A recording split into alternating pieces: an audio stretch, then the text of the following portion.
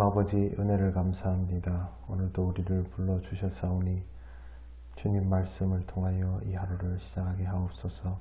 예수님 이름으로 기도드립니다. 아멘. 찬송가 400장 하나님께 찬양드립니다. 험한 시험 물속에서 나를 건져주시고 노한 풍랑 지나도록 나를 숨겨주소서. 주여 나를 돌보시사 호히 품어주시고 험한 풍파 지나도록 나를 숨겨주소서. 권세 능력 무한하사 모든 시험 이기고 풍랑까지 다스리는 주님 앞에 비오니 주여 나를 돌보시사 호히 품어주시고 험한 풍파 지나도록 나를 숨겨주소서.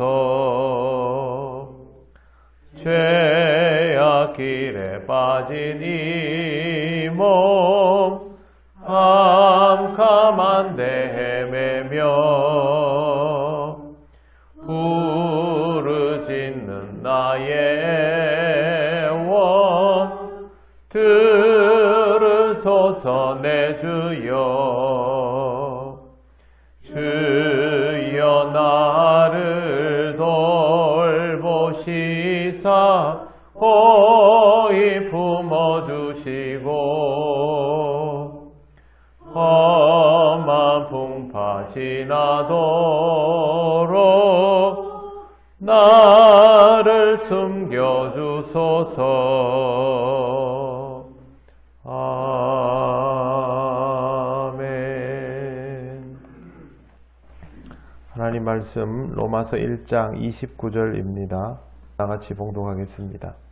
곧 모든 불의, 추악, 탐욕, 악의가 가득한 자요 시기, 살인, 분쟁, 사기, 악독이 가득한 자요 수군수군하는 자요.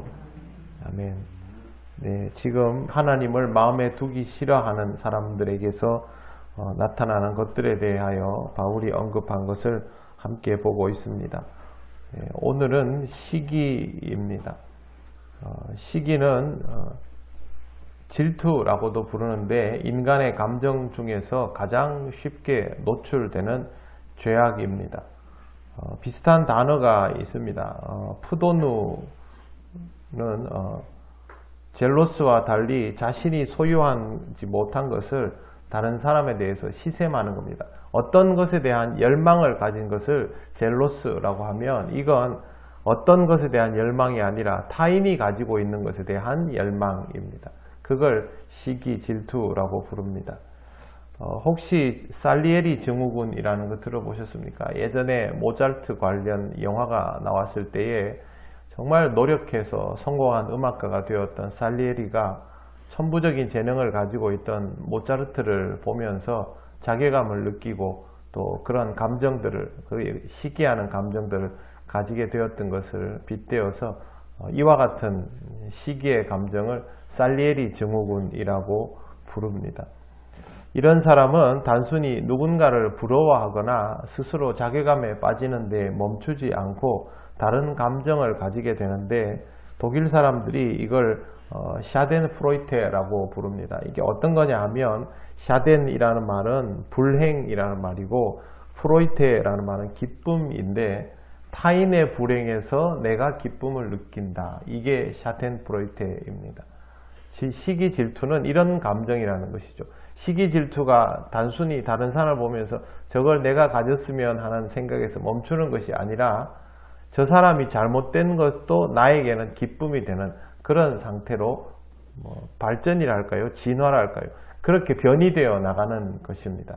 그렇기 때문에 이 시기라는 것은 굉장히 쉽게 자라날 수 있는 죄악의 감정입니다. 이런 감정을 그대로 가지고 있으면 타인이 불행하기를 바라는 수준까지 금방 자라날 수 있기 때문에 아주 위험하고, 타인이 불행해진다고 내가 행복해질 일은 없지 않습니까?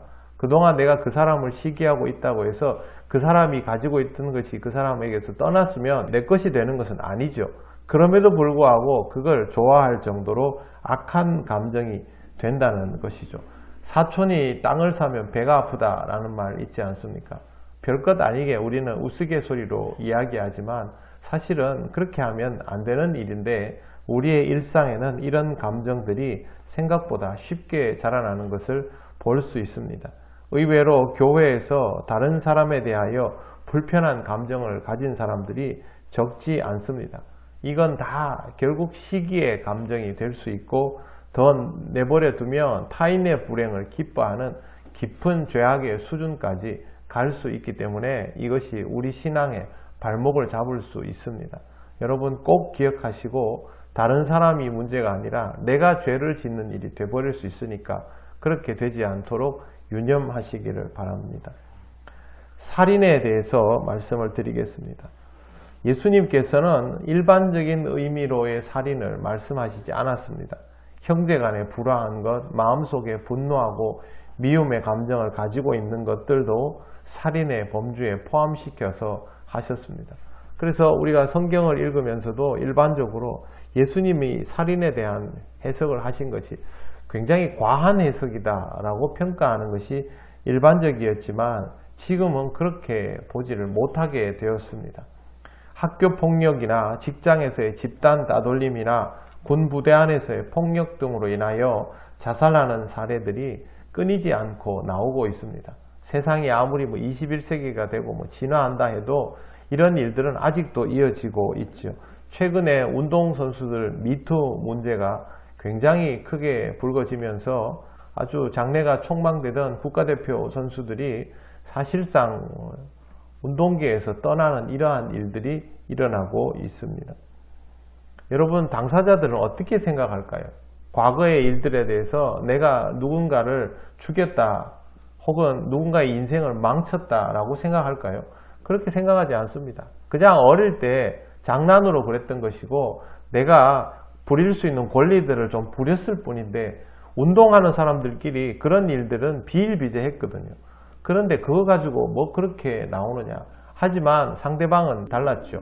그것 때문에 그 사람의 인생이 망쳐져 버렸고 아직도 트라우마에 시달리고 있어서 살아있어도 살아있다고 느끼기 어려울 만큼 고통스럽게 지내고 있기 때문에 사실상 그 사람의 인격을 죽여버린 것이 된 겁니다. 오죽 힘들면 아주 이렇게 세월이 지난 다음에도 이것을 표현하겠습니까? 그런데 이렇게 표현하는 것은 그나마 아직도 그 사람이 살아있기 때문에 하는 것이고, 이걸 견디지 못하는 사람들은 극단적인 선택을 해버리기도 합니다. 그래서 정말 예수님 말씀처럼 누군가에게 인격적으로 가해하는 것은 사실상 흉기를 들고 그 사람을 가해하는 것과 하나도 다를 바가 없습니다. 그렇기 때문에 우리는 예수님의 말씀이 확대된 해석이라고 받아들이면 안 되고, 그 말씀 자체가 이미 예수님께서 이러한 모든 것들을 염두에 두고 하신 말씀임을 잘 기억해야 합니다. 우리의 말 한마디, 상대방을 대하는 불편한 감정, 상대방을 무시하는 작은 태도 하나하나가 타인에게는 흉기를 들고 위협하는, 또 흉기를 들고 직접적으로 가해하는 행동이 될 수 있습니다.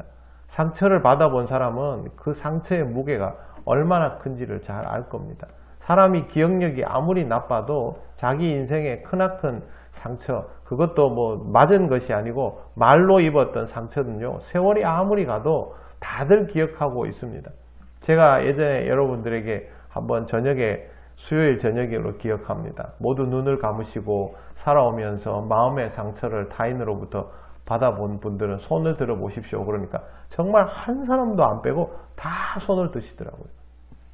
인간은 그만큼 그러한 것들을 기억하고 가슴에 새기고 살아가고 있습니다. 물론 내 마음의 상처에 대한 해결도 필요하겠죠. 하지만 그 문제의 해결은 우리의 감정으로는 풀 수 있는 것이 아니고 하나님께서 우리에게 주신 은혜를 통하여 치유되고 회복되어야 풀리는 것이지 누군가가 그것을 풀어줄 수는 없고 어떤 상황으로도 그 감정 깊숙한 아픔들은 해결되지 않습니다. 하나님만이 그걸 해결해 주실 수 있고요. 그 다음 해야 할 일은 우리 자신이 타인에게 그러한 상처를 주지 않는 사람이 되는 것입니다. 우리에게 이러한 감정들이 남아있다는 것은 하나님과 거리감을 여전히 두려워하는 그런 습성이 우리한테 남아있다라는 것입니다. 그러므로 하나님 앞에서 늘 살아가실 수 있도록 노력하시고 내 안에 이런 감정이 자랄 때마다 하나님께 더욱 가까이 하나님을 통하여 은혜를 누리고 하나님을 통하여 치유되는 그런 삶을 살아야만 내가 이 감정들을 조절할 수 있고 극복해 나갈 수 있다는 것을 꼭 기억을 하시기를 바랍니다. 신앙생활은 하나님 앞에 나와 예배하고 말씀 듣고 기도하는 것으로 시작하지만 그것만이 전부는 아닙니다. 그렇게 예배를 드리고 말씀을 듣고 기도하는 것이 우리의 삶 속에서 정말 그리스도의 사랑으로 구현될 때 그것이 진정한 신앙생활입니다. 그리스도인은 착하게 살아갈 수밖에 없는 존재입니다. 하나님께서 여러분을 점점 보존하여 주실 때 이러한 모든 좋지 못한 것들로부터 해방이 되어가는 그래서 더 평안을 누리시는 여러분 되시기를 바랍니다. 기도드리겠습니다. 하나님 감사합니다. 우리 안에 여전히 이러한 감정들이 자리 잡고 있음을 통하여 우리가 하나님과 더욱 가까운 삶을 살아야 하는 존재임을 깨닫게 하시니 감사합니다. 조금의 불씨라도 남겨두지 않도록 하나님 앞에 더욱 가까이 서는 우리들이 되게 하여 주시고 날마다의 기도 생활을 통하여 하나님께서 주시는 은혜를 누리며 하나님이 기뻐하시는 삶을 살아가도록 인도하여 주시옵소서. 우리의 평안이 우리 주변 사람들을 복되게 하며 그리스도의 사랑을 전파하는 길이 되기를 원합니다. 오늘도 우리를 인도하여 주셔서 우리를 통하여 이와 같이 은혜롭고 놀라운 일들이 이루어지게 하옵소서. 감사드리며 예수님 이름으로 기도드립니다. 아멘.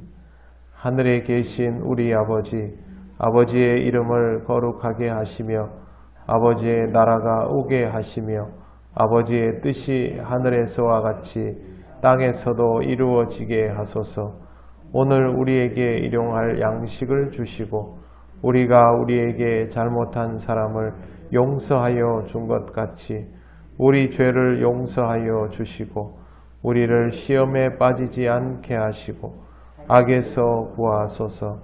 나라와 권능과 영광이 영원히 아버지의 것입니다. 아멘.